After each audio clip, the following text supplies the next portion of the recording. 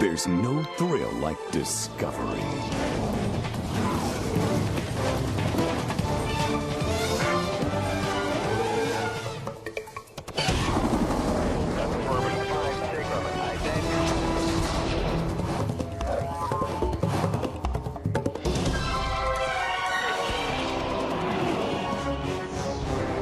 The Discovery Channel.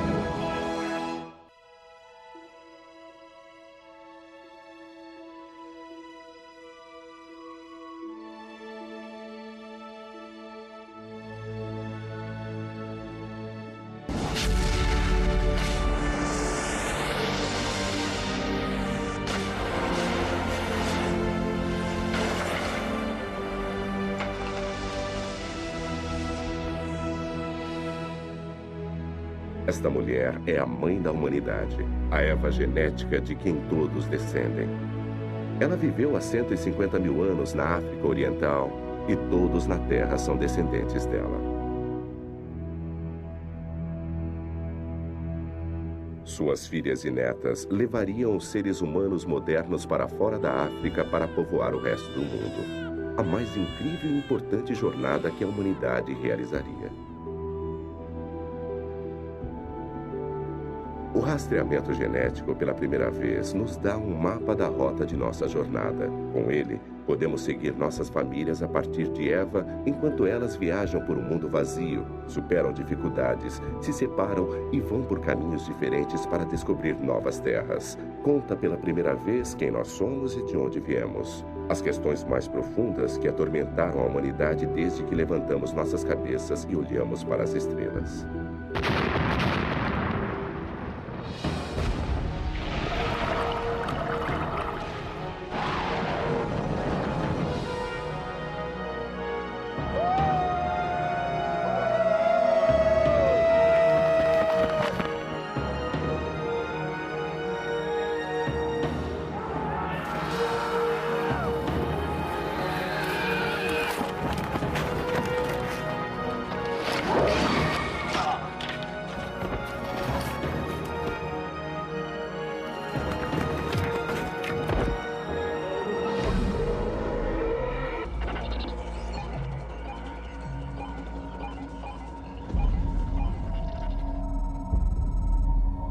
Esta nova ciência é uma descoberta.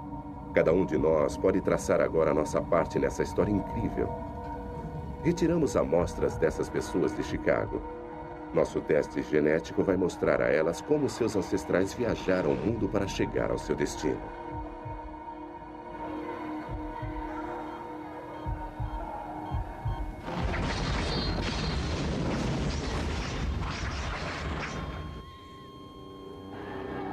A origem do homem.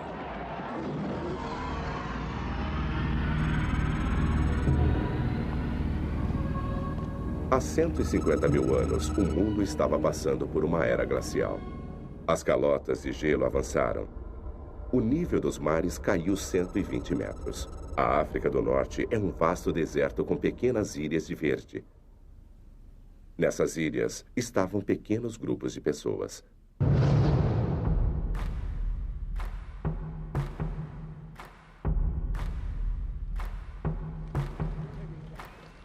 Estes são os primeiros humanos modernos, reconhecidamente como nós em físico, intelecto e habilidades. Somos as mesmas pessoas que eles eram. O cérebro que pela primeira vez começou a lascar instrumentos de pedra também nos levou ao espaço.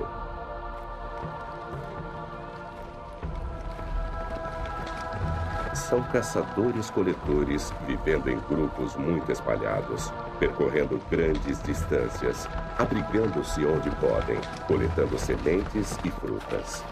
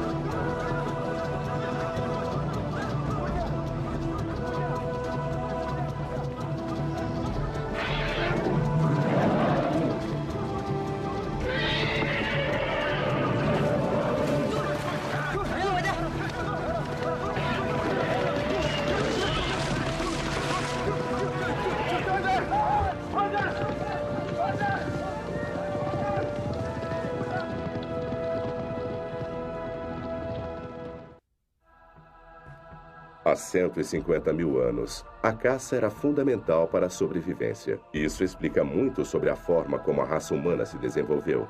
A caça necessita de pensamento cuidadoso e planejamento, de cooperação e requer uma inteligência elevada e habilidade de comunicação.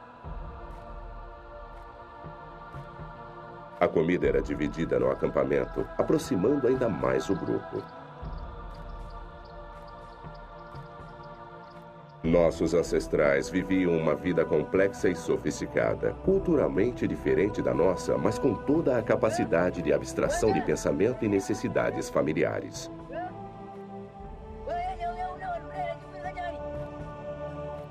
O rastreamento genético está começando a desvendar mais segredos do que acreditávamos ser possível. Em apenas 7.000 gerações, os humanos modernos deixaram a África e penetraram em todos os cantos do globo. E através de uma linha genética contínua, nos ligando ao nosso passado, podemos começar a entender por que isso aconteceu.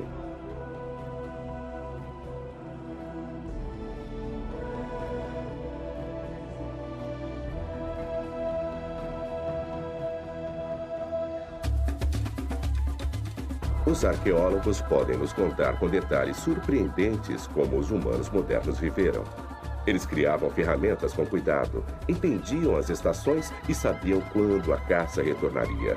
Eles estocavam matérias-primas que usavam depois e trocavam com outros grupos a centenas de quilômetros de distância. Eles entendiam claramente o conceito de passado e futuro. Eles enterravam seus mortos.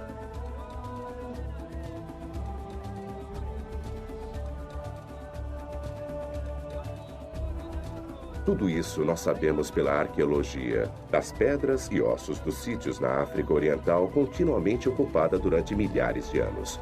Mas para entender quem nós somos e de onde nós viemos, precisamos olhar para a nossa herança genética.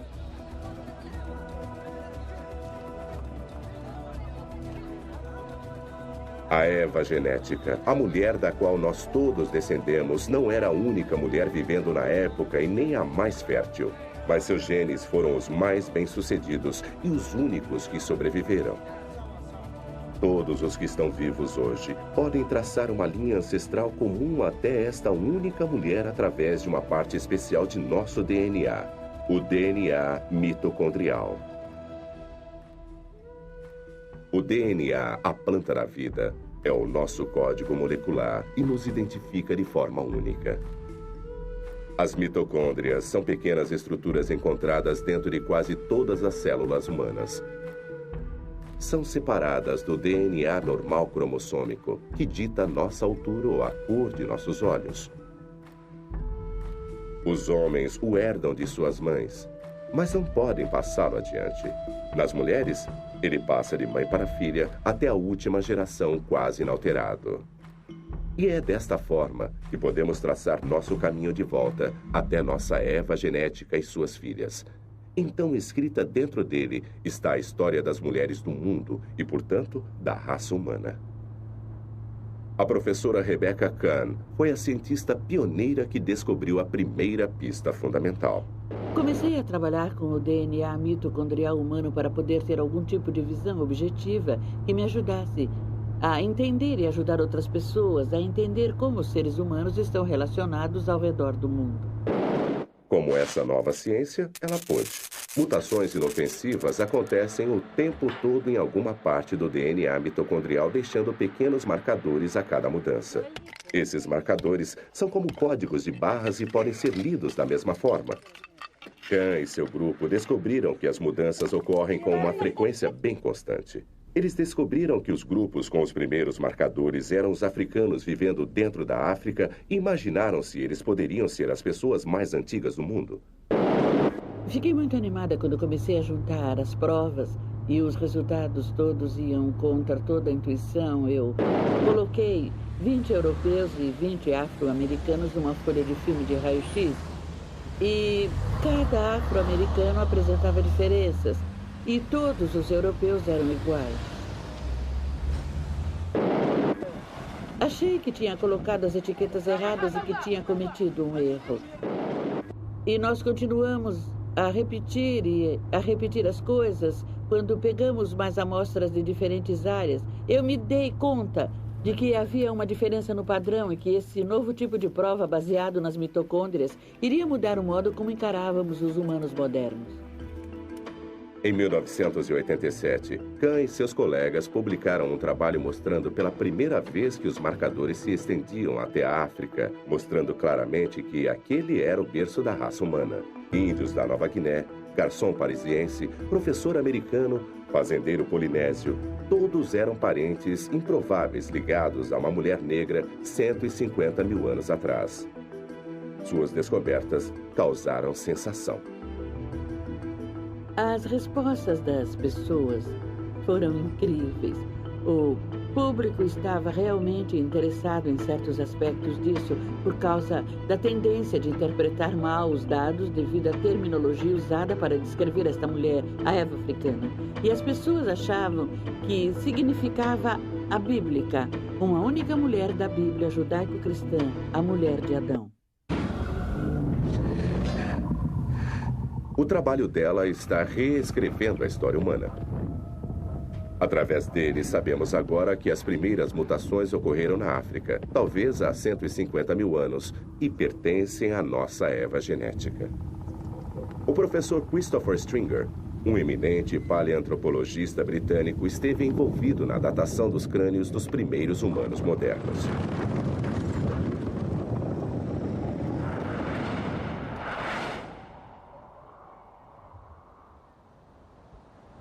Este crânio é o mais próximo que podemos chegar da aparência do rosto da Eva mitocondrial.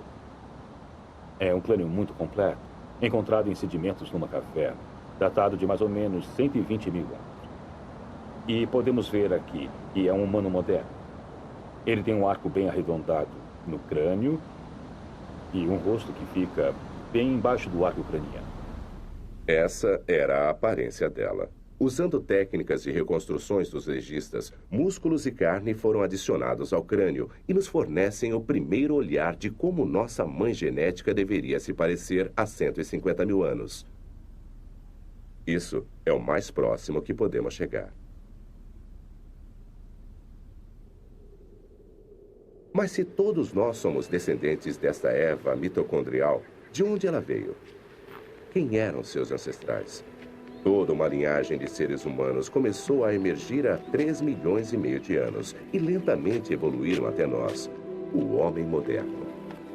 Mas não conseguimos rastrear antes de Eva geneticamente. Todas as linhas genéticas ancestrais morreram. Nossa árvore genealógica moderna começa com ela.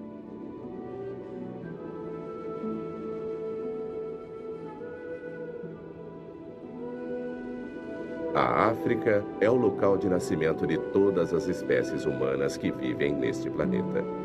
Esse vasto e isolado laboratório natural moldou humanos durante intermináveis ciclos de alternância entre deserto e vegetação, e são registros climáticos que nos dão a próxima pista. Os humanos modernos fizeram muitas tentativas de fazer a longa jornada para sair da África, estabelecendo-se em diferentes partes do Velho Mundo, mas eles não sobreviveram.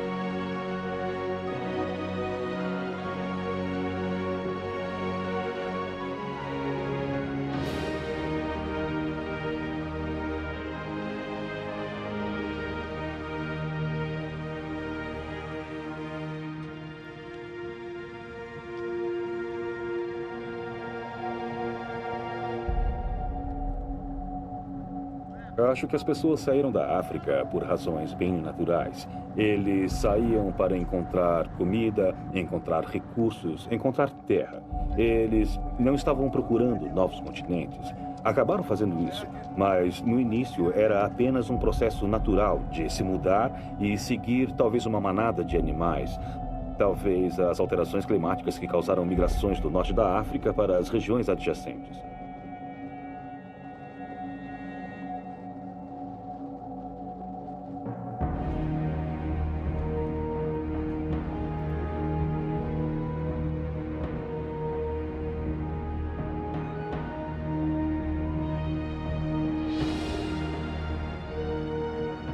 A luta contra o ciclo da seca e da cheia fez com que um grupo de caçadores-coletores se deslocasse milhares de quilômetros.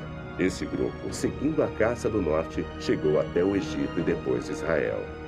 Mas não há traço de seus genes no mundo moderno.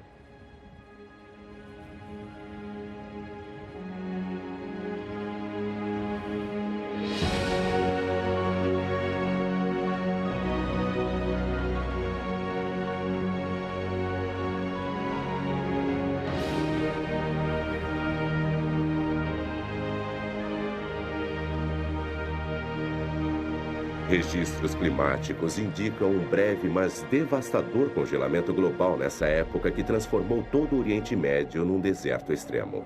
Presos no quadrante norte, perto do Saara, não havia retorno e poucos lugares para procurar refúgio.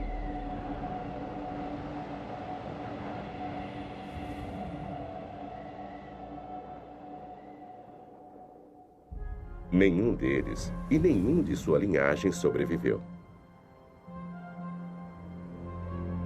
Eles morreriam numa seca severa, mais ou menos há 110 mil anos. Seus ossos foram descobertos nas cavernas de Cafzé, perto de Nazaré, na Galileia, em 1933. 13 esqueletos frágeis. Um deles, uma mulher com um bebezinho a seus pés. Quando esses ossos foram descobertos, eram os mais antigos esqueletos completos do homem moderno até então encontrados. Os vários esqueletos que foram encontrados em cavernas em Israel, nos sítios de Cafzé e Skol, mostram que havia humanos modernos fora da África há mais de 100 mil anos. Eles podem ter saído pelo corredor do Nilo, pelo Sinai até o Oriente Médio, mas parece que eles não avançaram muito. De certo modo, foi um beco sem saída. 40 mil anos se passariam até que tentassem de novo. Há 80 mil anos, o mundo estava esfriando de novo. Mais uma vez, as calotas de gelo estavam avançando, secando as terras. A vida ficou muito mais difícil. A África secou e com ela a água potável. Registros dos oceanos mostram os níveis dos mares caindo dramaticamente enquanto a água do mundo ficava presa no gelo. Com a caça indo para o norte, nossos caçadores-coletores foram obrigados a tornarem-se pescadores e a ocuparem as praias. Esta é nossa nova Eva, nossa nova família, descendente direta das filhas da Eva genética original de há 150 mil anos. Agora vivendo na costa e sobrevivendo no mar. Os guerreiros voltaram sem comida e tiveram que encarar os mais velhos.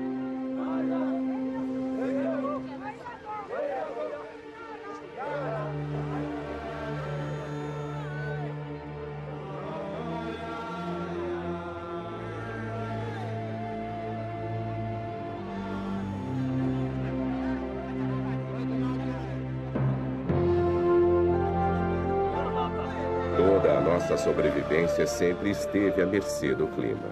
Quando os tempos eram bons, nós podíamos nos espalhar. Um alcance maior significava mais comida. Mas a era glacial congelou o mundo e os desertos se fecharam, concentrando nossos grupos em territórios menores, amontoados junto à costa.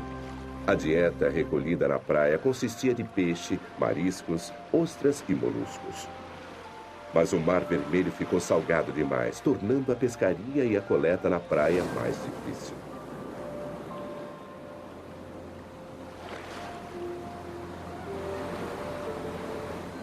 Até recentemente, havia pouca evidência de que nossos ancestrais haviam ocupado as áreas costeiras da África Oriental ou explorado os recursos marinhos próximos à costa.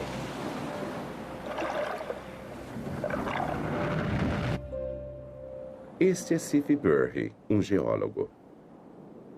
Em 1999, ele fez parte de uma expedição internacional procurando evidências de ocupação humana moderna na Eritreia. No Golfo de Zula, no Mar Vermelho, eles fizeram uma descoberta extraordinária de ferramentas e pedra incrustadas no antigo recife de coral fossilizado. O Recife foi datado de 125 mil anos. Este é o primeiro bar de ostras registrado no mundo. 6,5 km de comprimento e 15 metros acima dos níveis do mar atuais. É a mais antiga evidência de coleta na praia em qualquer lugar do mundo. Enterrados nele estão ferramentas humanas junto com as ostras fossilizadas, moluscos e conchas de mariscos. Ele fornece provas absolutamente claras de que nossos ancestrais exploravam o mar.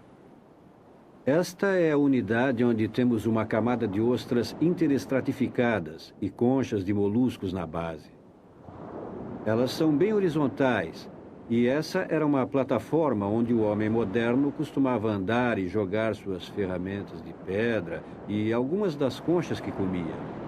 Este é um machado de mão, com uma ponta afiada, e algumas conchas que foram tiradas dessa camada e eles usavam isso para quebrar as conchas e comê-las. E aí, quando terminavam de fazer isso, eles jogavam o machado e as conchas e iam para o outro lado. Mas a coisa mais importante não é isso, porque não podemos datá-la. É o que você encontra em loco que torna isso mais importante. Se você observar isso aqui, é uma ferramenta obsidiana. Elas eram usadas para quebrar algumas dessas ostras que vemos aqui. Você não vê as duas completamente fechadas porque foram quebradas e a carne foi comida. E essas foram algumas das ferramentas de pedra muito importantes que foram descobertas. Aqui é o primeiro lugar onde a coleta na praia de recursos marinhos foi documentada a nível mundial.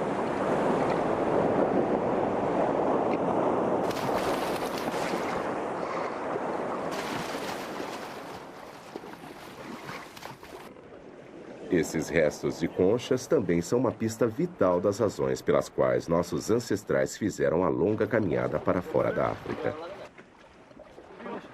Numa dieta constante de frutos do mar, talvez mais crianças tenham sobrevivido. Mas os números crescentes tornaram a demanda de comida mais desesperada. Acampamentos como esses deveriam totalizar apenas algumas centenas. Em certa época, havia apenas 10 mil humanos modernos vivos em todo o mundo. Éramos uma espécie em extinção como os grandes símios são hoje.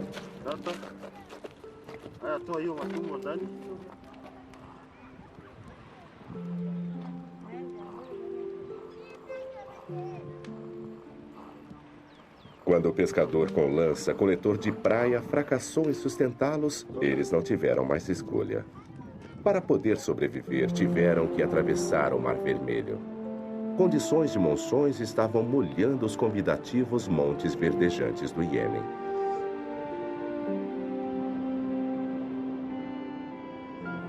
Os cientistas sempre pensaram que nossos ancestrais migraram da África muitas vezes, grupo após grupo. E acredita-se que eles sempre foram para o norte através do Egito e de Israel moderno. Mas o DNA conta uma história diferente. O professor Steven Oppenheimer é uma das autoridades mais destacadas do mundo em pesquisa de rastreamento genético do DNA atual. Combinando a árvore genética com os padrões climáticos pré-históricos, ele é o primeiro a propor a ideia de que nossos ancestrais vieram da África por uma única rota ao sul. Esta praia fica na costa oeste do Mar Vermelho, do lado africano. Do outro lado, podemos ver as montanhas do Iêmen. Acredito que foi por aqui que nossos ancestrais cruzaram na primeira etapa de sua jornada para o resto do mundo. Esses estreitos são conhecidos pelos pescadores locais como os Portões da Tristeza por causa das terríveis correntes que os cruzam.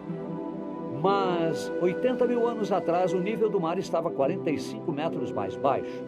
Como resultado, algumas ilhas e recifes apareceram, o que permitiu que nossos ancestrais cruzassem como se fossem pedras num jardim até o Iêmen.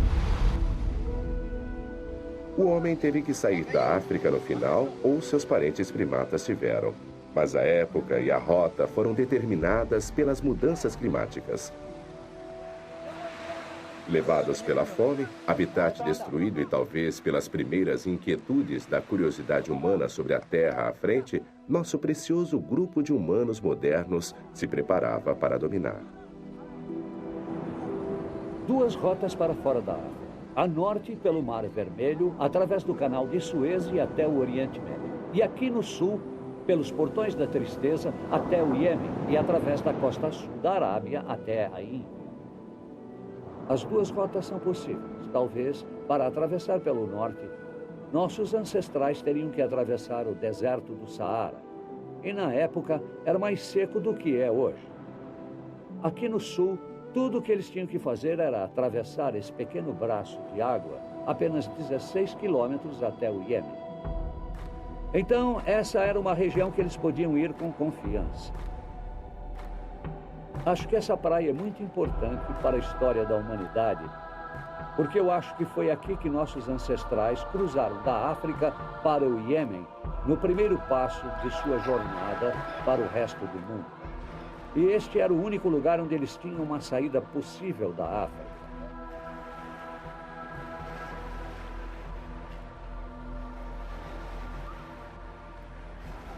Eu acredito que a jornada mais importante da raça humana começou aqui nesta praia, 80 mil anos atrás.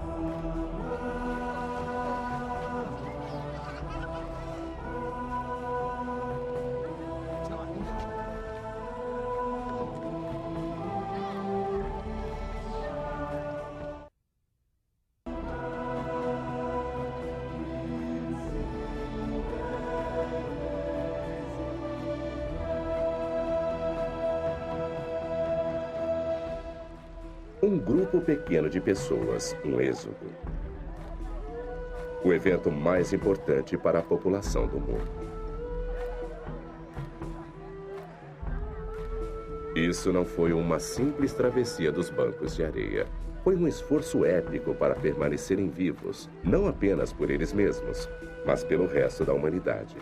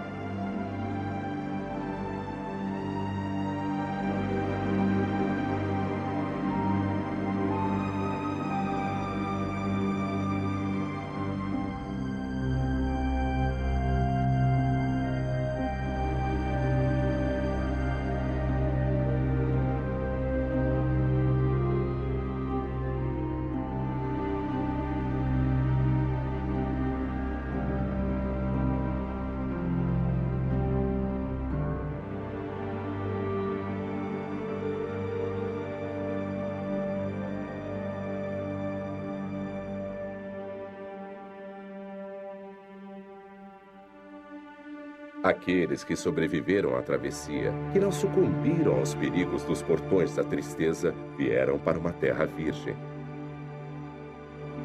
Esta é a nova fronteira no começo do resto do mundo.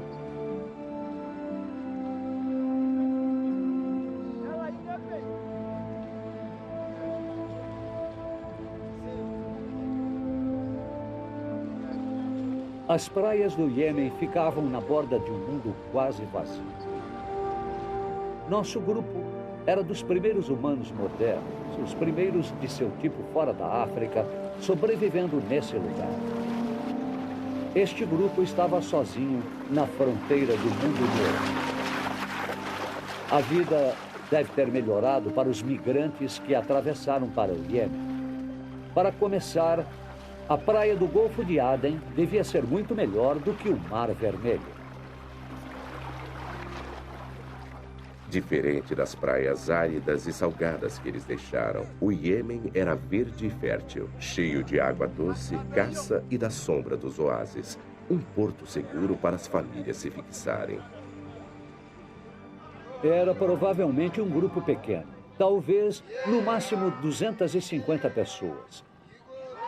Eles deviam estar espalhados em unidades familiares de 5 a 20 pessoas, mas trabalhando em conjunto com os outros grupos da população.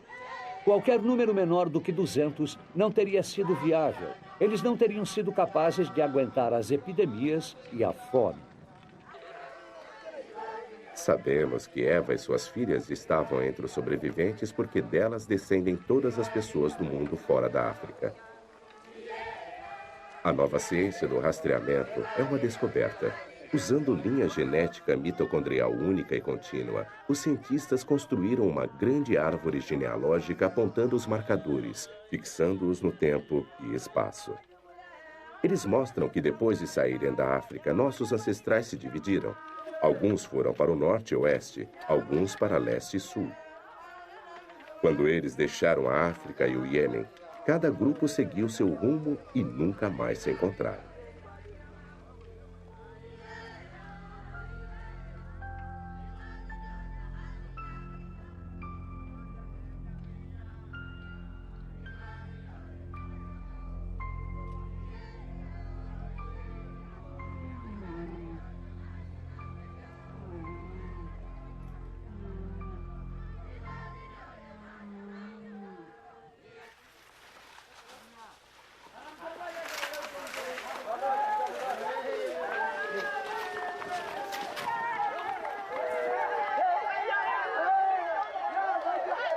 Quando o grupo chegou aqui, eles deviam ter uma seleção de linhagens africanas. Um grupo de 250 pessoas com pelo menos 5 ou 6 linhagens. Mas depois de 1000 anos, se essa população permanecesse isolada, no final, essas linhas teriam sido cada vez mais reduzidas. O número total da população teria permanecido o mesmo. É parecido com um vilarejo gaulês, um vilarejo das montanhas ou um vilarejo na Itália, onde, depois de algumas gerações, todo mundo acaba tendo o mesmo sobrenome. Esse processo de redução das linhagens acontece em todas as comunidades pequenas e isoladas. Quanto menor e mais isolado um grupo é, mais rápido a linhagem do DNA mitocondrial diminui para uma. Não para uma pessoa ou mesmo para um grupo, mas para uma linhagem do DNA mitocondrial. Algumas mulheres não têm filhas, algumas filhas não sobrevivem. Então, no fim, sobra apenas uma linhagem. Totalmente isoladas, elas podem procriar apenas entre elas mesmas. O mapa genético mostra que levaria mais ou menos 1000 anos para que a linhagem mitocondrial fosse reduzida a uma. Uma linhagem genética compartilhada por todas as pessoas não africanas em todos os lugares através da história. É essa única linhagem que convence Stephen Oppenheimer de que ele tem razão sobre nossa origem africana.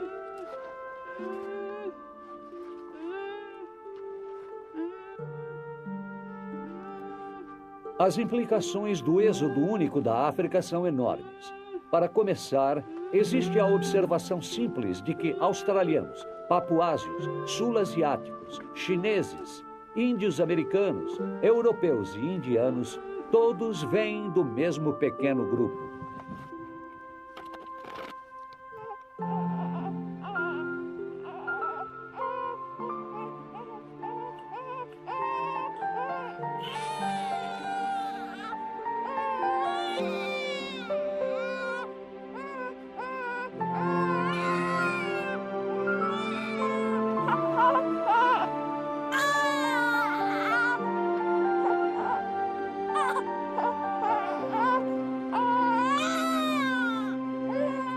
Isso significa que esse pequeno grupo diversificou-se enormemente nos últimos 80.000 anos, em populações totalmente diferentes fisicamente, em diferentes partes do mundo, e que se adaptaram física e culturalmente aos novos ambientes que encontraram e exploraram.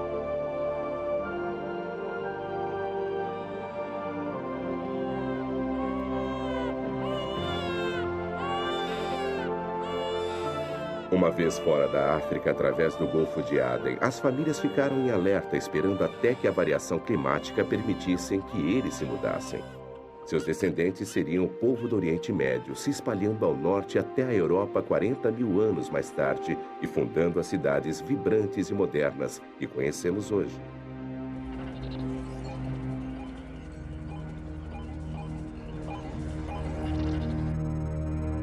Outros continuariam depois do Golfo, indo para o Oriente pelo caminho ao longo da costa do Oceano Índico, procurando por lugares quentes e agradáveis para parar.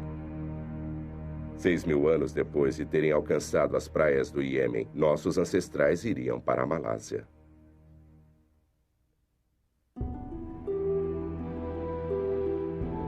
A 10.000 quilômetros da África, nossa família está no coração das florestas tropicais do Sudeste Asiático. São os descendentes de Eva, caçando nas florestas da Malásia, perambulando em pequenos bandos, ficando no lugar tempo bastante para fazer a colheita da vida selvagem e depois continuando. Seus corpos estão começando a se adaptar às condições da floresta tropical. Longe do impiedoso sol africano, suas peles se tornam mais claras, sua estatura reduzida pela falta de carne. Como os caçadores-coletores nas florestas atuais, eles vivem de peixe, ratos, esquilos e lagartos, da caça que vive nas árvores, frutas e raízes. Eles se disfarçam e se camuflam para se adaptarem à folhagem e imitam o chamado dos animais para enganar suas presas. A vida na floresta é compartilhada com cobras venenosas, najas, pitons e animais predadores. Existem poucas evidências arqueológicas claras da presença dos humanos modernos entre a saída da África e a chegada na Austrália ou de sua incrível migração. Não há crânios, esqueletos ou sepulturas. O nível dos mares era mais baixo. Então, o que nossa família deixou para trás em suas viagens pela costa foi levado pelo mar. A trilha genética é tudo o que temos. Só depois de chegarmos à Malásia é que novas evidências começam a preencher as lacunas.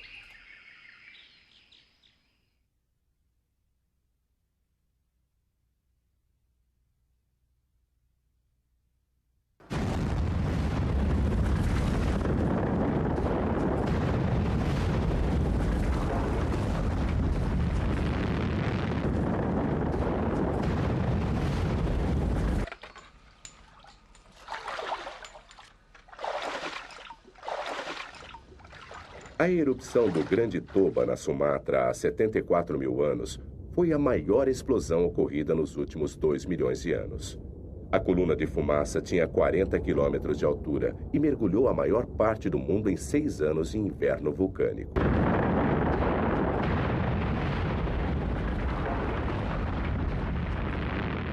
O norte da Malásia, Índia e o Oriente Médio foram cobertos por um sudário mortífero de uma densa cinza vulcânica.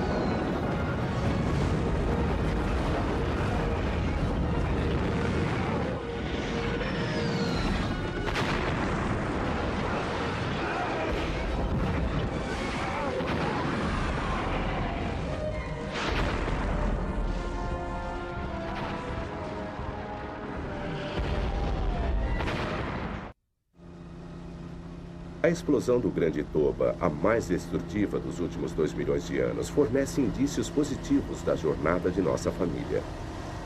Este é o povo Semang, tímidos caçadores-coletores do interior das florestas da Península do Lago.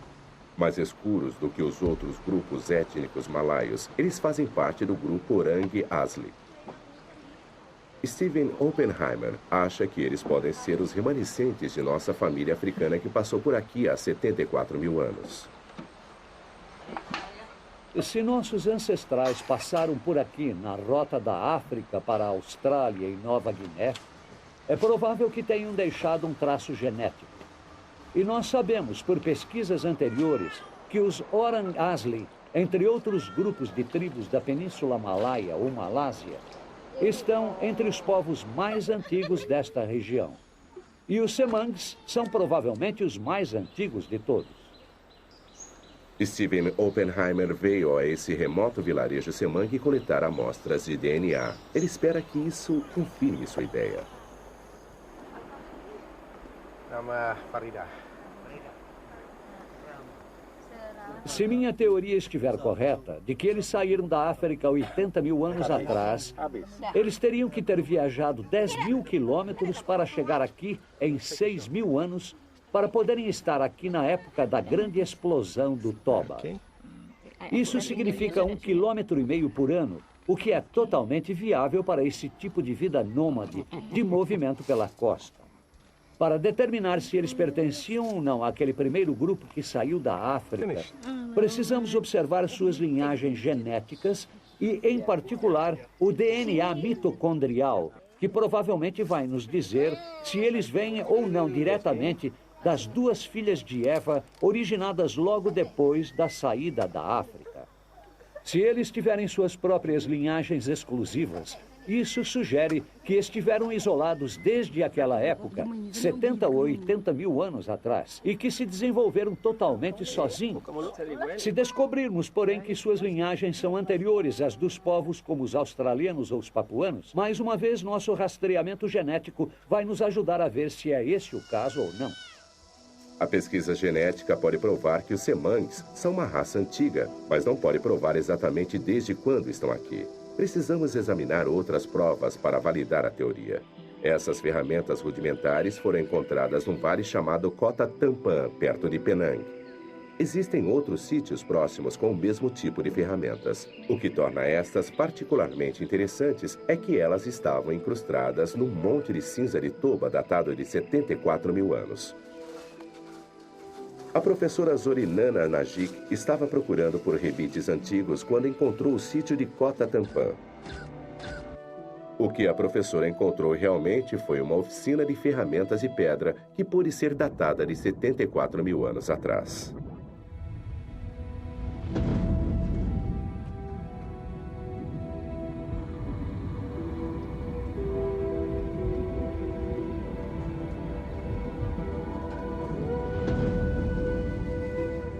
A cinza cobriu o chão de trabalho.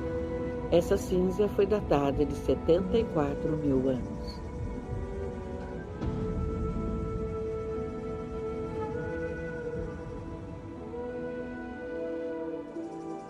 Este é um martelo de pedra que eles usavam. Você pode ver que ele é bem confortável de segurar com a mão, e essa é a borda que era usada. Esse é um cortador. Um tipo que é muito visto na Ásia e sudoeste da Ásia. O que eles procuravam era o ângulo do fio. O ângulo do fio tinha que ser correto e o fio tinha que ser afiado. Isso era usado para o serviço pesado. É pesado.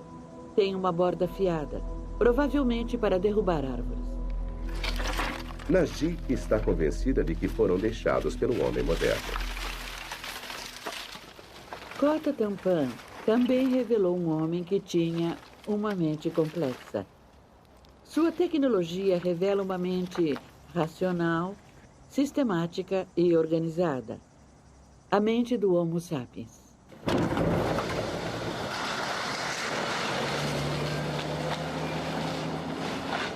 As ferramentas de Kota Tampan são fundamentais para a datação da presença do homem moderno no Sudeste Asiático. São as primeiras evidências tangíveis que temos de toda a jornada da África até a Austrália. Combinadas com os testes genéticos de Steven Oppenheimer, elas podem ser a prova real de nossa antiga migração. Ele terá encontrado a prova de que precisava?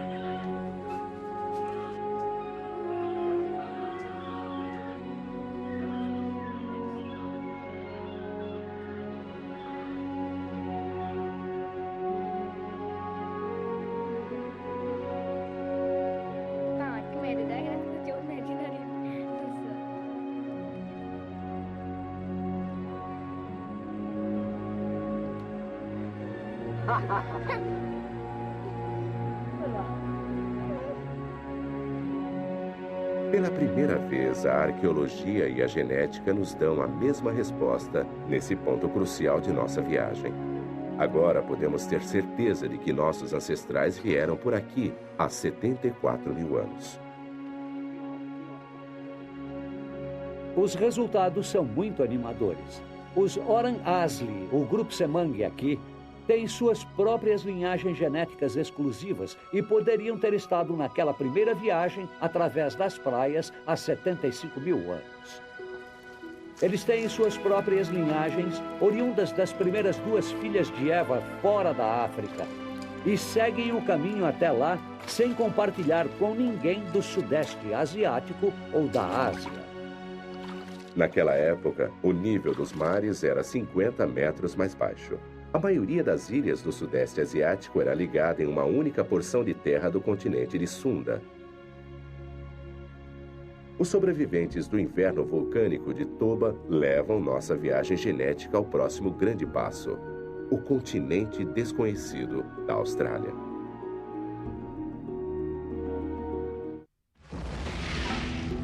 Cento e 160 quilômetros de mar infestado de tubarões os separam da Terra Nova.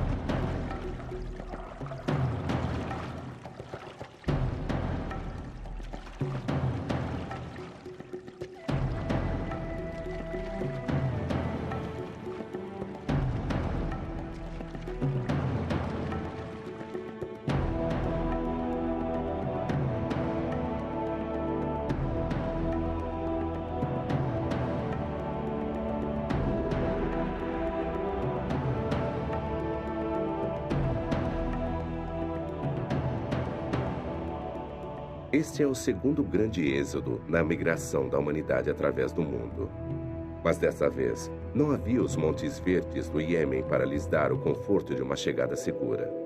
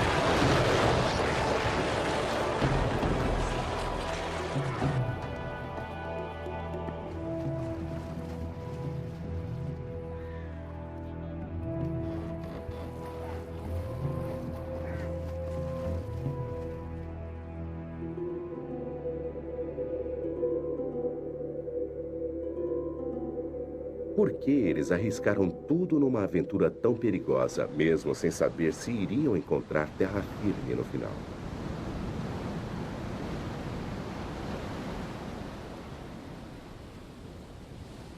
Alguns cientistas acreditam que eles saíram fora do curso e chegaram à costa desconhecida por acidente. Mas novas pistas das evidências genéticas dizem que não. Elas mostram que os aborígenes australianos têm diversas linhagens genéticas exclusivas a eles, que levam diretamente às primeiras filhas de nossa Eva saída da África. Tantas linhagens carregadas por tantas mulheres, chegando num tempo tão curto, sugerem uma intenção deliberada e não uma incursão acidental. O primeiro grupo chegou 70 mil anos atrás. Outros se seguiram nos 5 mil anos seguintes, todos descendentes de nossa Eva saída da África. Estas foram as primeiras pessoas a andar neste continente vazio. Eles não teriam perturbações por milhares de anos.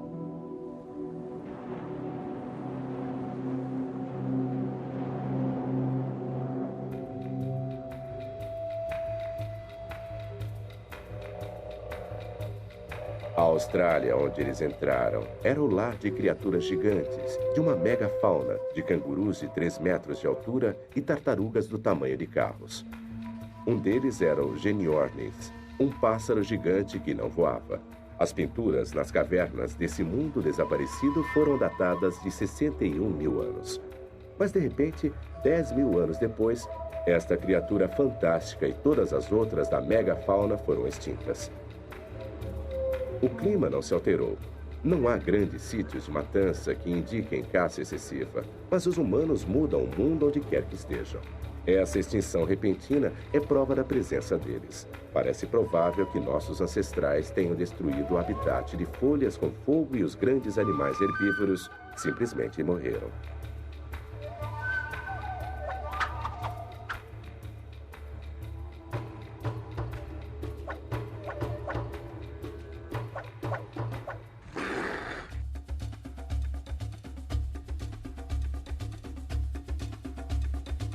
Mas nem todos aceitam a teoria de uma única saída da África. Esse leito de lago seco é um dos lugares onde a teoria pode se desintegrar, apesar da combinação da arqueologia e genes na trilha da Malásia. Esse crânio, Munguman III, é a peça-chave do quebra-cabeças. Quando ele foi encontrado, a terra em torno dele foi datada de 62 mil anos. Quando os ossos foram testados, o DNA não combinava com ninguém em lugar nenhum do mundo.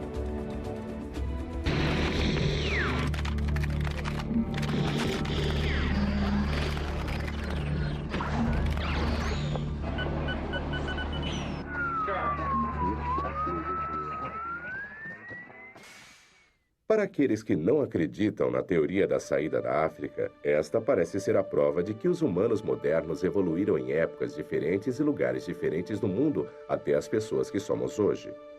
Mas outros cientistas, como o professor Chris Stringer, têm dúvidas.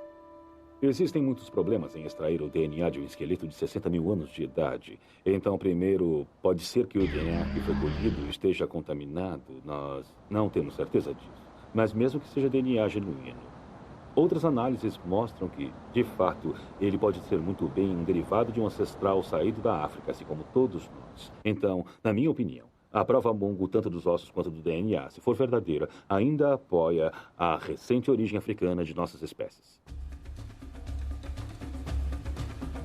Os aborígenes da Austrália são um povo antigo, mas eles não se parecem mais com seus ancestrais que chegaram há tantos milhares de anos.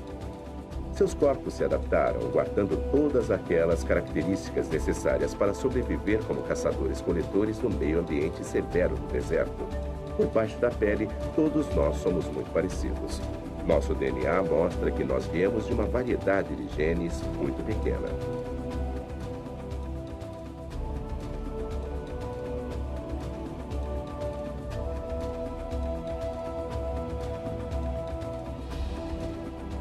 Se você olhar o DNA de todos nós, australianos, africanos, europeus, descobrimos que se compararmos o DNA mitocondrial de todos nós, mostramos menos variação, embora haja seres humanos espalhados por todo o mundo.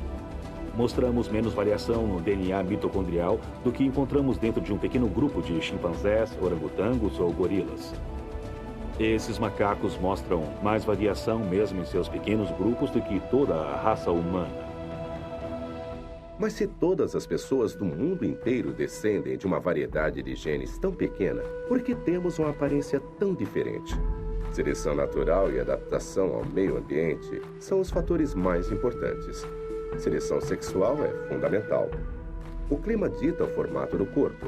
Quanto mais frio o ambiente, menor e mais troncudo você se torna para manter o calor. Altura tem relação com a dieta. Asiáticos diminuíram quando o arroz tomou o lugar da carne como prato principal. E eles estão crescendo de novo com a carne retornando à sua dieta.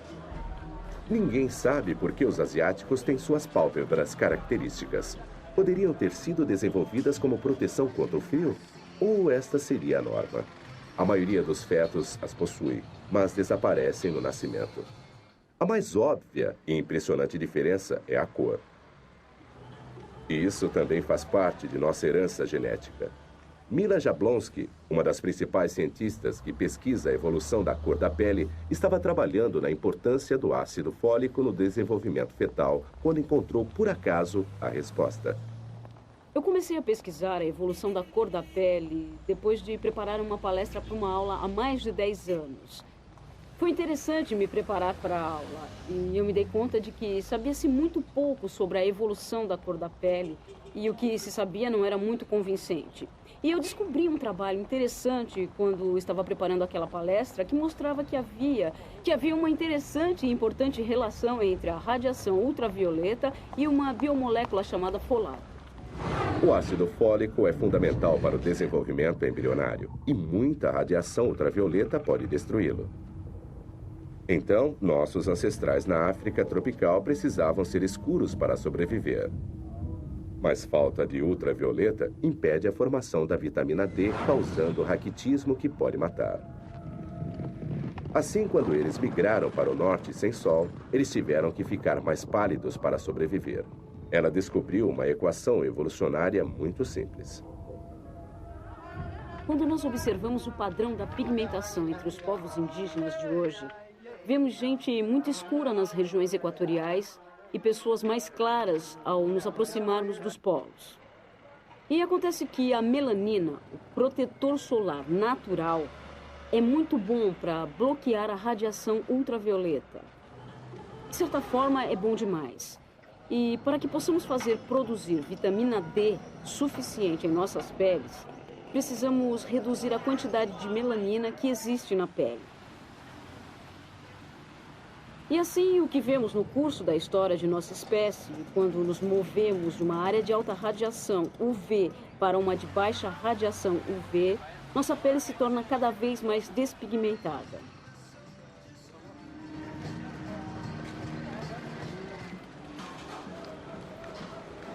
Ela calcula que leva mais ou menos 20 mil anos para transformar o preto em branco. Tudo o que distingue a cor das pessoas são pequenas diferenças genéticas acontecidas há muito tempo.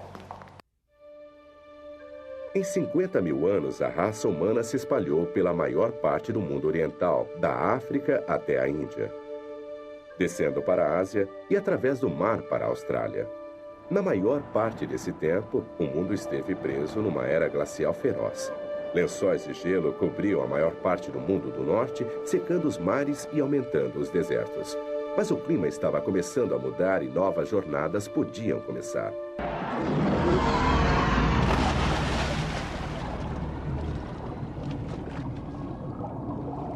Durante a migração pela costa, da África até a Austrália, nossa família deixou para trás colônias que fizeram novas jornadas por si mesmas.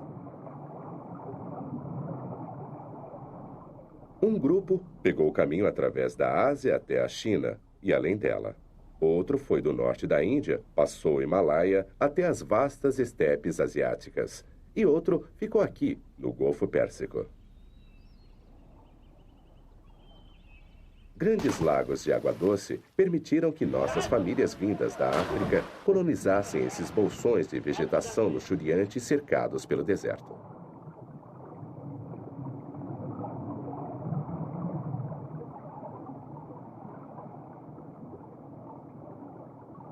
Uma ocupação contínua ocorreu aqui durante mais de 30 mil anos. Seus ossos e artefatos submergiram com a alta do nível dos mares.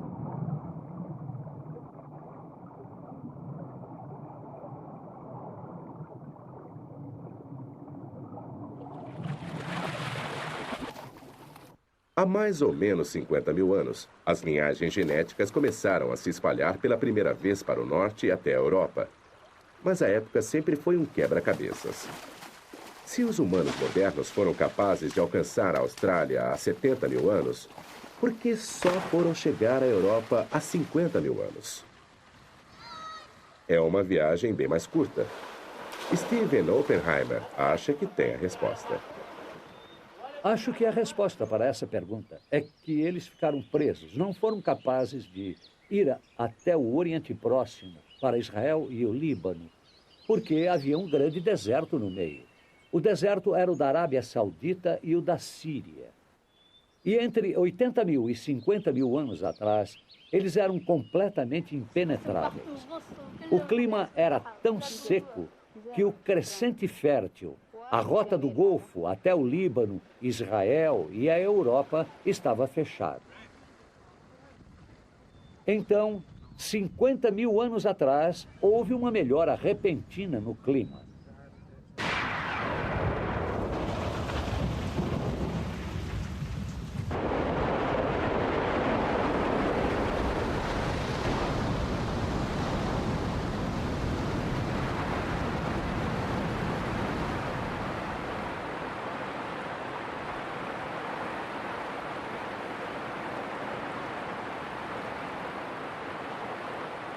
Depois de séculos de dominação pelo deserto, as chuvas vieram.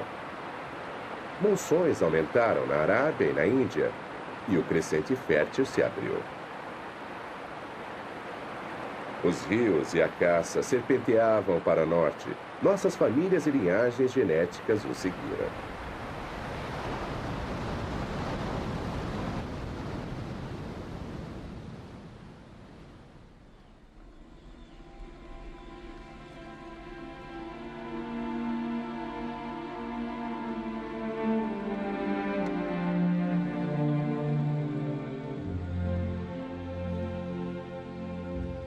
Eles andaram para o norte do Golfo Pérsico, dentro do crescente fértil, seguindo os rios entre as montanhas Zagros e o deserto da Síria.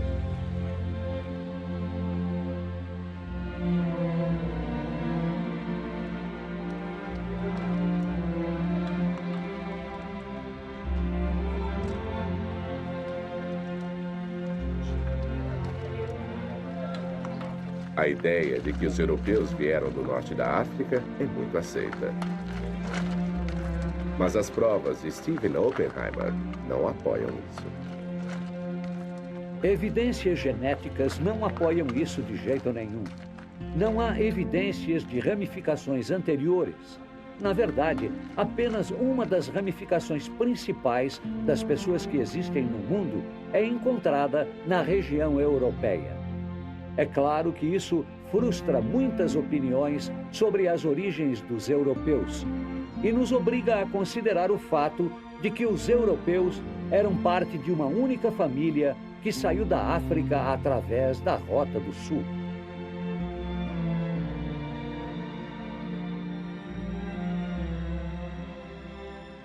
Essa nova evidência genética vai reescrever a pré-história europeia.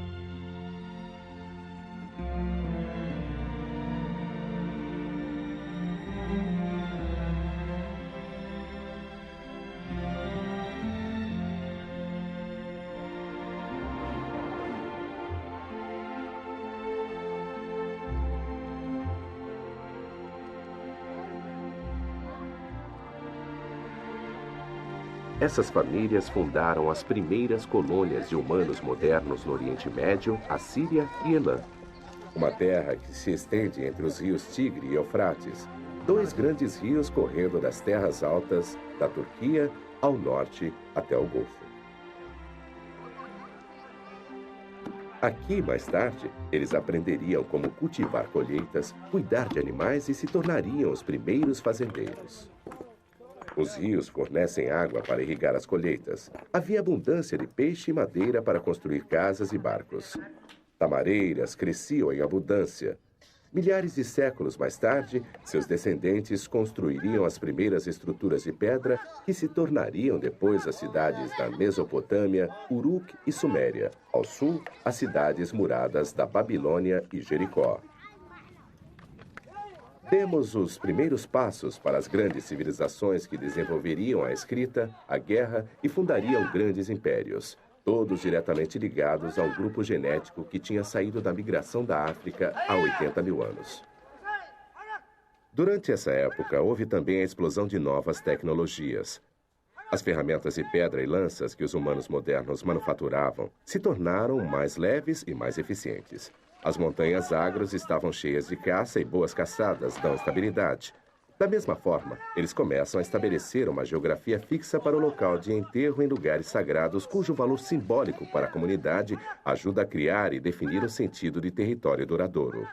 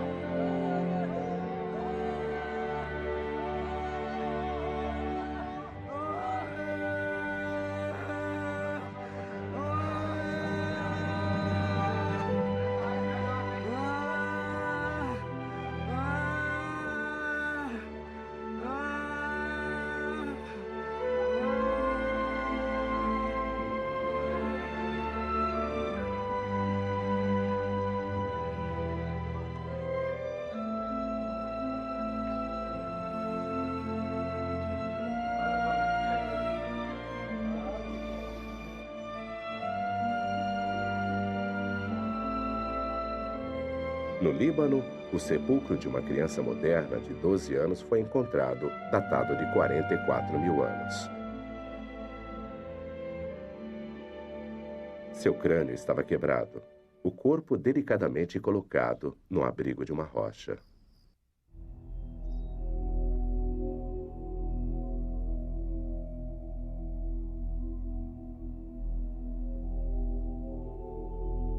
Desses pontos, as famílias se espalharam rapidamente para o Mediterrâneo, para o sul, pela costa da Síria, até o norte da África, para cima, até a Turquia, atravessando os Balcãs e para a Europa.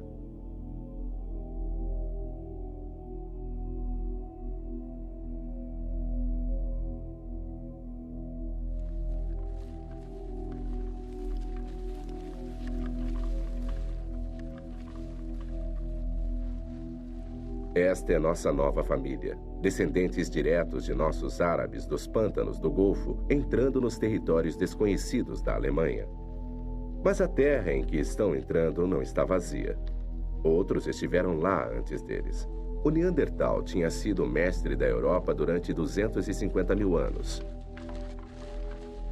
Em 1856, no Vale de Neander, na Alemanha, pedreiros estavam cavando na lama de um sítio recém-explodido quando descobriram algumas costelas, partes de uma pelvis, alguns ossos do braço e ombro de um grande animal de aparência humana. Eles pensaram ser o esqueleto de um urso. Os cientistas mais tarde acreditaram que era um antigo selvagem do norte que aterrorizara os exércitos romanos. O professor Carl Stringer é um expert no Neandertal e seu mundo. Esse povo ficou conhecido como Neandertal. Eles se tornaram o centro do debate sobre a evolução humana, sobre a possibilidade desse povo ter sido nosso ancestral ou deles terem representado uma estranha vinheta da evolução humana. Tenho aqui um crânio mais completo do que o que foi achado no Vale de Neander, na Alemanha. Este foi encontrado no começo do século passado na França. Ele nos mostra a aparência do Neandertal na cabeça e na face. Há uma sobrancelha forte sobre as órbitas oculares.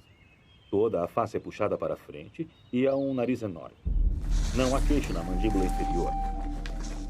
E agora achamos que os homens de Neandertal deviam ser adaptados ao frio. Eles evoluíram durante centenas de milhares de anos na Europa, sob condições mais frias do que as dos dias de hoje. E a forma de seu físico eram pequenos e troncudos, e tinham muita força física. Esse nariz pode até fazer parte do mecanismo de respirar ar frio e seco. Muitas vezes eles são considerados brutamontes, sem inteligência, mas certamente não eram. Eram totalmente humanos. Seus cérebros eram tão grandes quanto os nossos. Acho que eram uma espécie diferente da nossa, que era uma espécie muito parecida. Uma espécie irmã que tinha ancestrais comuns a nós, talvez há 500 mil de anos. Então, nessa base, o Neandertal era meio humano. Eles estão 10 vezes mais próximos de nós do que os chimpanzés.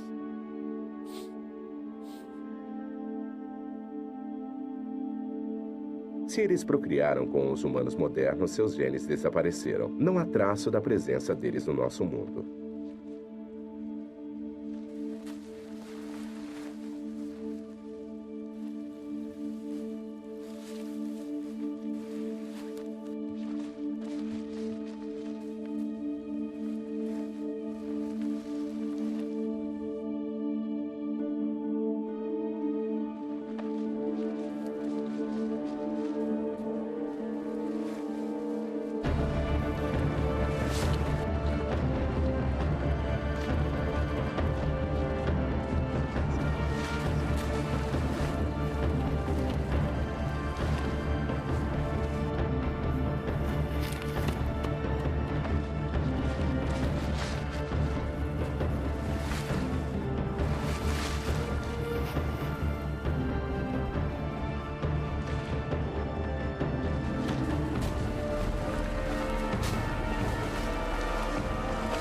Vergis!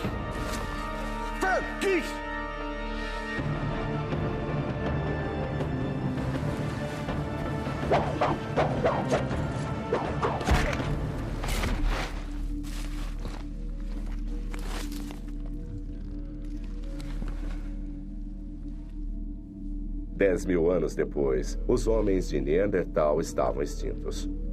Os humanos modernos eliminariam qualquer traço de seus rivais e preencheriam o espaço que eles deixaram para trás. A razão para esse desaparecimento não é clara. Eles viveram junto com o homem moderno por milhares de anos. Mas no final não devem ter se adaptado com rapidez ao mundo novo e seus novos rivais cheios de recursos. Eles usavam seus corpos para se relacionarem com a natureza. Os humanos modernos usavam cérebro.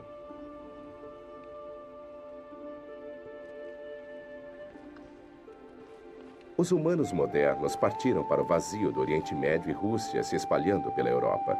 Os cientistas acham que com esses homens vieram 4 linhagens de DNA mitocondriais, 4 netas de nossa Eva saída da África.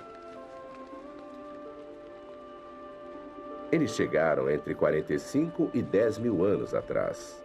Os europeus mais modernos podem traçar sua linhagem até eles.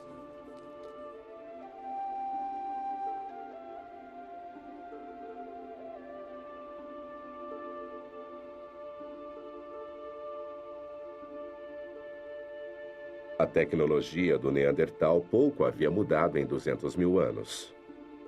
Assim que os humanos modernos chegaram, toda uma gama de ferramentas diferentes apareceram de repente, assim como as ornamentações. Os arqueólogos consideram esses ornamentos como uma marca definitiva dos humanos modernos e o primeiro interesse em ornamentação em 5 milhões de anos de evolução. Aqui eu tenho um dente furado de um texugo da cabana do Kent. E isso deve ter sido parte de um colar usado por alguém. E aqui um objeto muito estranho que nem nós sabemos o que é. Pode ser a representação de uma coruja ou de um gato. E aqui a mais famosa das estatuetas da República Tcheca. Feita de barro cozido, com 27 mil anos de idade, de um sítio chamado Dolní Věstonice. Uma linda peça de artesanato. Muitos desses objetos são pontudos na base, como se tivessem sido fixados no chão. Alguns deles estão certamente cobertos de ocre e alguns deles foram certamente polidos pelo uso, talvez de muitas gerações. Então, esses objetos eram valiosos e venerados, e é óbvio que têm um significado ritual e simbólico para o seu povo, talvez um significado religioso. E aqui uma das peças de arte mais delicadas. Isto foi esculpido num material muito difícil de se trabalhar. Veio de um sítio francês. É uma representação muito bonita da cabeça de... pode ser um guerreiro, parece ser uma mulher de cabelo comprido ou talvez um chapéu de tecido. Esse é um trabalho realmente delicado e bonito. É difícil dizer por essas representações se elas são representações de pessoas reais ou se elas são de alguma forma idealizadas para representar alguma forma de beleza ideal. Em alguns casos, acho que nossos dados nos permitem sugerir que foram baseados em pessoas reais. Outra coisa que encontramos com esse povo moderno da Europa é a chegada da evidência de roupas. Aqui está uma das evidências mais diretas, o fato de termos uma agulha de osso aqui. Então, essas pessoas estavam costurando panos, costurando peles, com evidência de estarem tecendo panos. Então, este é um outro nível de complexidade que daria a eles uma escala maior de adaptação ao clima. Por exemplo, e, é claro, maiores oportunidades para a expressão pessoal em coisas como a moda que viria a se desenvolver. E vemos isso dentro de alguns sepulcros, que as pessoas foram enterradas com trajes que, em alguns casos, foram cobertos com milhares de contas. E cada uma dessas contas representa horas e horas de trabalho. Então, temos evidência de uma riqueza real e uma complexidade de vida que não encontramos com o Neandertal. Tenho aqui um entalhe de um mamute, numa presa de mamute de um sítio francês que tem 15 mil anos de idade. Mas essas pessoas, os primeiros povos modernos, os Cro-Magnon, não apenas entalhavam em pedaços de osso e presas. Eles também esculpiam e entalhavam, faziam modelos de barro. E, é claro, eles pintavam as paredes de suas cavernas, e essa arte tem pelo menos 35 mil anos. Eles representavam uma grande variedade de coisas, muitas vezes os animais que caçavam, em alguns casos animais perigosos como leões e rinocerontes peludos. Em alguns casos, nem reconhecemos as criaturas representadas. As criaturas parecem ser símbolos mágicos, criaturas imaginárias. E é possível que essa arte fosse usada em cerimônias e ritos de iniciação. E possivelmente algumas delas tenham sido criadas em estado de transe, por xamãs ou mágicos.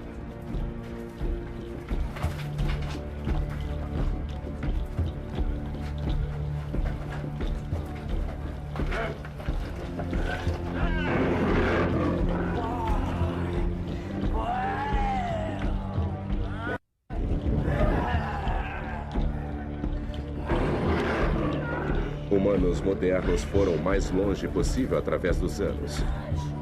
Atrás de nós, deixamos claras pegadas genéticas que levam àquela que saiu da África há 80 mil anos. O mundo estava esfriando de novo. Quando a nova era glacial começou, os humanos modernos tinham encontrado um lugar para morar a 16 mil quilômetros do outro lado do mundo. E 6 mil anos depois, a invasão do Novo Mundo iria começar. Nossa linhagem genética está agora espalhada em todas as direções.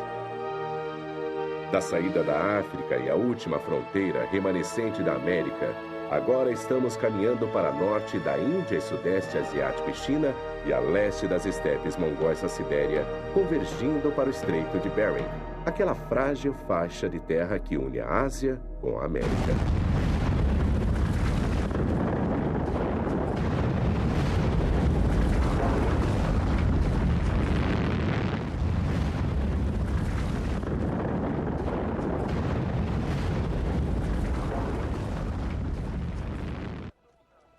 A América é um quebra-cabeças pré-histórico. Por muito tempo, os arqueólogos insistiam que ninguém tinha chegado na América até 15 mil anos. Mas novas informações da trilha genética do DNA mostram nossos ancestrais americanos cruzando as terras de Bering, a ponte da Ásia, de 25 a 20 mil anos atrás.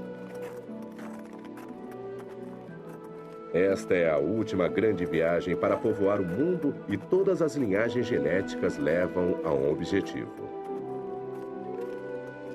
Estes são os primeiros americanos.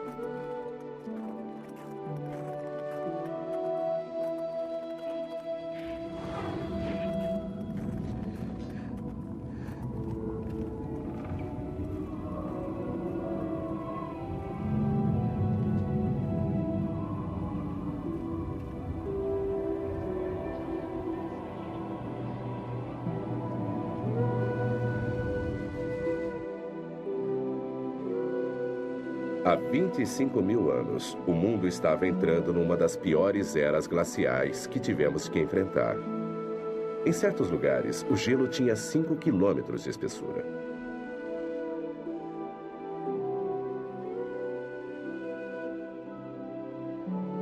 Mas com o gelo que se fechava, surgia a última possibilidade de movimento antes que ele bloqueasse a terra do Estreito de Bering até o Alasca e o resto da América do Norte. Levaria mais 8 mil anos antes que se abrisse de novo. A razão pela qual sabemos que esses primeiros americanos chegaram a 20 mil anos é o fato de sabermos que tipo de fundadores mitocondriais eles trouxeram com eles da Ásia. Temos tipos na Ásia que são similares aos tipos americanos e, portanto, sabemos que tipos vieram para a América em oposição àqueles que deveriam ter chegado à América. Então, na média, os fundadores da América acumularam uma mutação. E já que conhecemos o índice de mutação de nosso sistema genético, a mitocôndria, é de uma mutação para cada 20 mil anos. Nós sabemos que esses sistemas fundadores têm evoluído na América há 20 mil anos, que é quando eles devem ter chegado. Na América do Norte, o grande lençol de gelo Laurentian encobria as planícies centrais. Destruía tudo em seu caminho, forçando nossos migrantes pela costa oeste para a América do Sul. Se o gelo retrocedesse, poderíamos nos espalhar de volta na terra liberada. Há evidências de povoamento num abrigo de pedra no rio Ohio, na Pensilvânia, chamado Meadowcroft. Meadowcroft é muito importante para a história americana, porque data de mais ou menos 16 mil anos, de acordo com nossas pesquisas. E é por isso um dos primeiros sítios de americanos nativos a ser creditado pelas autoridades. E combina com estimativas genéticas porque devem ter vindo vários milhares de anos antes disso para poderem ter estado em Meadowcroft. O Dr. James Adavaggio levou o grupo de cientistas para o abrigo escavado. Quando o encontramos, nós supusemos que não iria conter nenhum material cultural. Mas, no final das contas, havia uma variedade de artefatos e outras indicações da presença humana muitos milhares de anos antes da estimativa para a época máxima da chegada de pessoas ao mundo novo. Espalhados por esta superfície e em ocupações mais profundas, dentro e em torno dessas fogueiras, estão uma série de artefatos. Entre os mais notáveis estão fragmentos de lâminas como este e as lâminas que foram quebradas desses fragmentos. O que é especial sobre esses itens é que eles foram manufaturados, na maior parte, por grupos paleo-indígenas posteriores das Américas. E tem uma semelhança impressionante com lâminas da China do Norte, que têm 28 a 29 mil anos de idade. Moldes desses materiais podem estar perdidos em coleções do norte da China e você não saberia diferenciá-los. O que a evidência de Meadowcroft nos sugere é que, junto com os dados das séries de sítios emergentes na América do Norte, não houve uma única migração de seres humanos para o Novo Mundo, como vinha sendo postulado nas últimas 2 décadas, mas, em vez disso, uma série de culturas e emanações. Assim, múltiplas entradas são agora estabelecidas como padrão para a migração americana. Os primeiros colonos traziam muitas linhagens genéticas. Eles vinham da Sibéria, China, Ásia Central e mais ao sul, como da Malásia e do Japão. Em 1996, o esqueleto conhecido como Homem de Kennewick foi descoberto no rio Columbia, no estado de Washington. Quando foi levado para Jim Charters, o antropólogo forense, ele primeiro acreditou que os restos eram de um pioneiro do século XIX. Ficou surpreso quando a datação de carbono radioativo revelou que ele tinha 9.500 anos de idade. Era o esqueleto mais antigo já encontrado na América do Norte.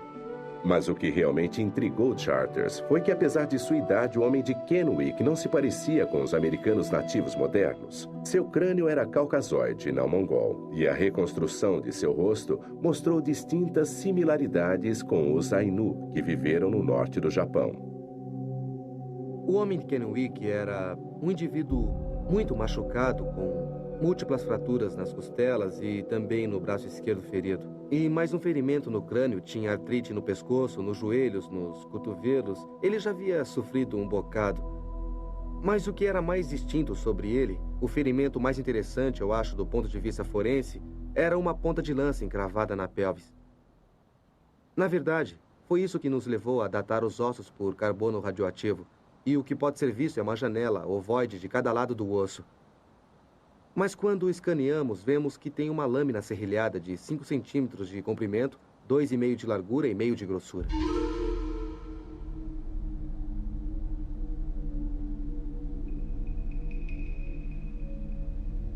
O que é interessante sobre essa ponta de lança é que tem um estilo que só vemos depois da morte desse homem, no estado de Washington.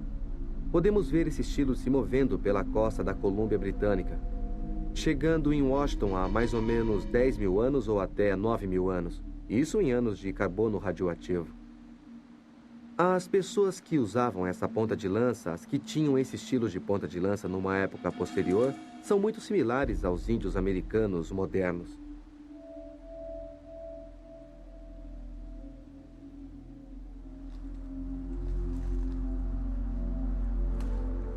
Você pode confundir um crânio de índio americano facilmente no meio da multidão. Então, o que parece é que temos uma nova população chegando com características do nordeste da Sibéria e começando a substituir os imigrantes que chegaram antes. O que isso sugere de maneira mais ampla é que havia algum tipo de conflito acontecendo. Seria um conflito pessoal? Alguém estava com raiva dele por causa de uma banalidade? Ou seria um conflito por causa de território entre populações rivais que tinham acabado de entrar em contato uma com a outra? E o fato de ocorrer na época da chegada das novas populações e do fato do Homem de Kennewick ter aparência diferente das novas populações, ambos sugerem que é uma rivalidade que está ocorrendo por causa de território.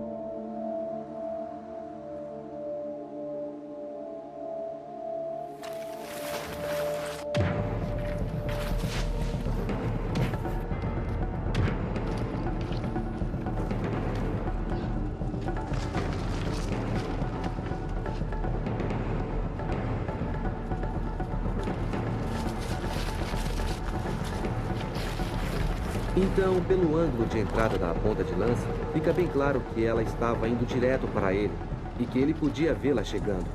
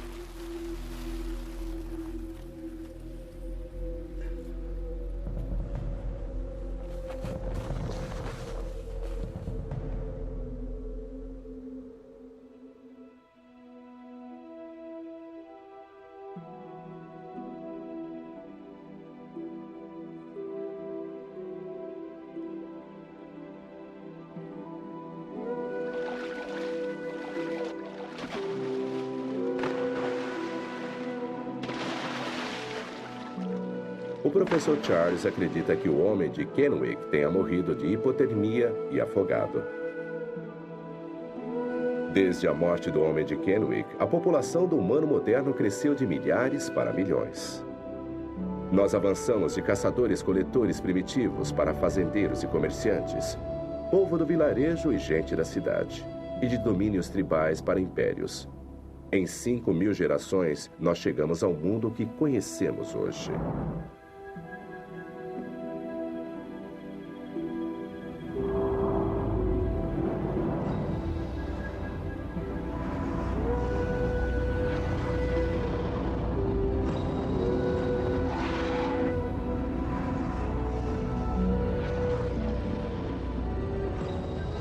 Desde os anos 80, amostras de DNA foram tiradas de milhares de pessoas por todo o mundo. Do Alasca à Nova Zelândia, dos Inuit até os islandeses. Analisando-as, os cientistas podem traçar as similaridades entre os códigos pessoais e ver que povos são os parentes mais próximos. Todos os indivíduos podem checar seu DNA mitocondrial e traçar as rotas que seus ancestrais tomaram em sua jornada pelo mundo, da África até cada canto do globo. Em Chicago, tomamos 5 pessoas que estão rastreando sua árvore mitocondrial. Depois de analisar seus códigos de DNA, os cientistas descobriram uma conexão extraordinária entre uma grega e um índio americano. Angela Trackes é uma grega que veio para os Estados Unidos da Europa. Leonard Maliteri é um índio americano, um Creek de sangue puro. São ambos do mesmo pequeno e raro ramo de nossa árvore genealógica e compartilham um ancestral comum 30.000 anos atrás, talvez da Sibéria do Sul. Ao povoarem o mundo vazio depois de deixarem a África, alguns humanos modernos foram para norte, para a Rússia Central. Lá, uma filha nasceu carregando um novo marcador X. Seus filhos se separaram. Alguns foram para o Ocidente, para a Europa, e outros foram para o Oriente, da Sibéria para a América. Trackes e Maliteri chegaram na América de lados opostos da Terra e agora se encontram pela primeira vez em Chicago. Sua primeira reunião familiar em 30.000 anos de história evolutiva. Isso me deixa muito impressionado. Bem, eu acho muito interessante termos vindo da mesma linhagem, porque talvez assim as pessoas parem de dar tanta importância às diferenças e comecem a falar da pessoa comum. E talvez isso possa ajudar as pessoas a serem mais tolerantes e amáveis. E talvez isso progrida e seja mais relevante não apenas para a ciência, mas para a humanidade em geral. E é disso que precisamos hoje.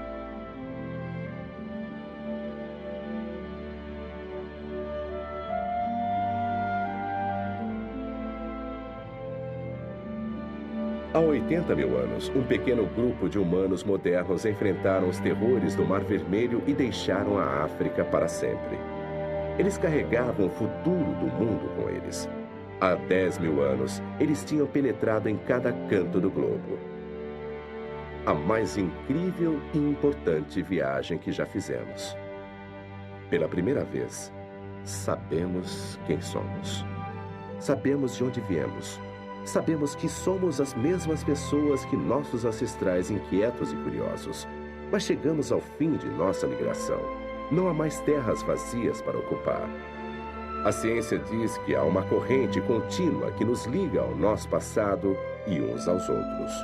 Todos compartilham a mesma herança genética de nossa Eva ancestral. Talvez essa seja a mais importante mensagem que devemos carregar para o futuro.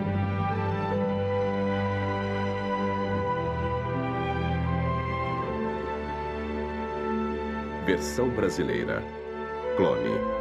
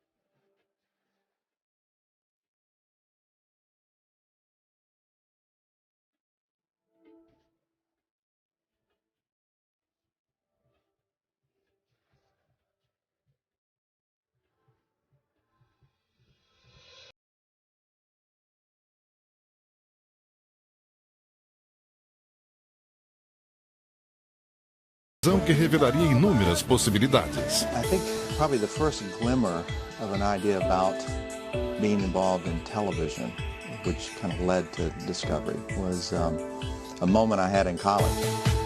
I really felt like television had so much to offer, programming that can enlighten people and inspire people. And that's what I saw was the kind of a huge promise that cable television offered. E foi o destino que levou John Hendricks a cumprir essa promessa. Hendricks sempre foi fascinado por documentários, mas os canais de televisão não costumavam exibir esse tipo de programação. Então, essa inspiração surgiu com a criação da televisão por assinatura. You know, I remember talking to my wife about it. She was the first person that heard the idea. I asked Maureen, I said, what would you think about if there was a cable channel that was just all documentaries, had everything from science and history, nature, you know, human adventure, would have things like, you know, that would trace our roots in civilization.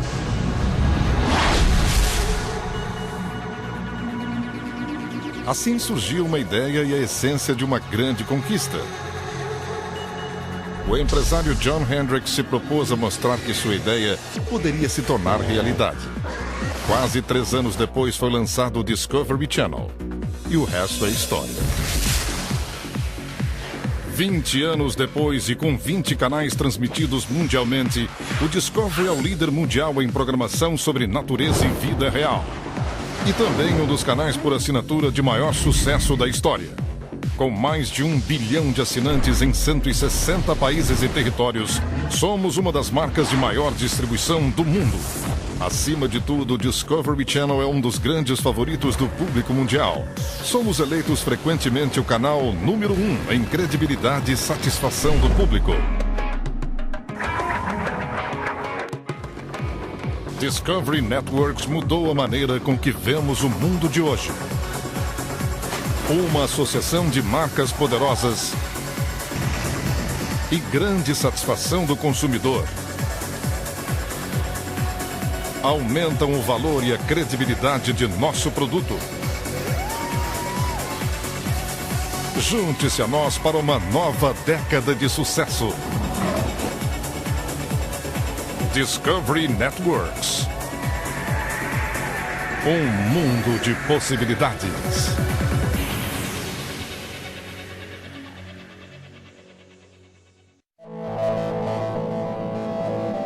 trilhões de cometas poderosos varrem nosso sistema solar.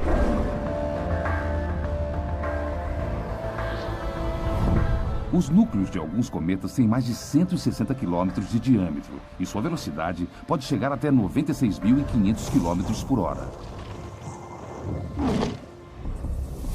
Cedo ou tarde, um desses monstros vai atingir a Terra, a não ser que os cientistas descubram como desviá-los ou destruí-los. Mas nós sequer sabemos do que os cometas são compostos. Pode nos matar.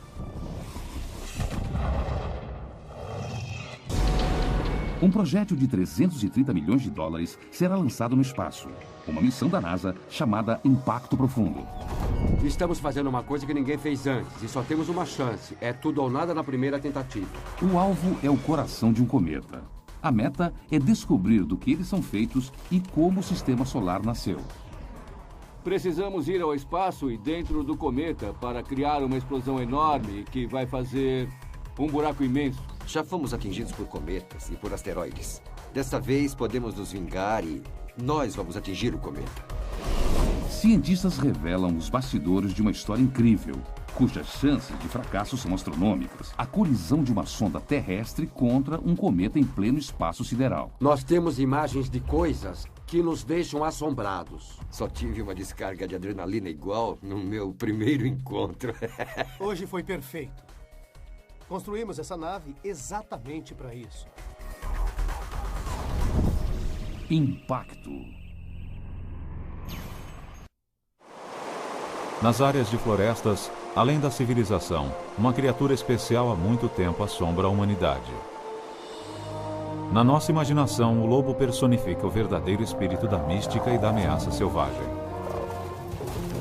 Em 1990, o cinegrafista Jim Dutcher se propôs a capturar o primeiro retrato da vida privada secreta de um grupo de lobos. Eram animais devotados uns aos outros, capazes de demonstrar afeição e laços semelhantes aos das famílias humanas. Através dos filmes de Dutcher, eles ganharam fama como o bando Sawtooth, embaixadores para um mundo humano que ainda teme os lobos. Sua história provoca esperança, assim como tristeza.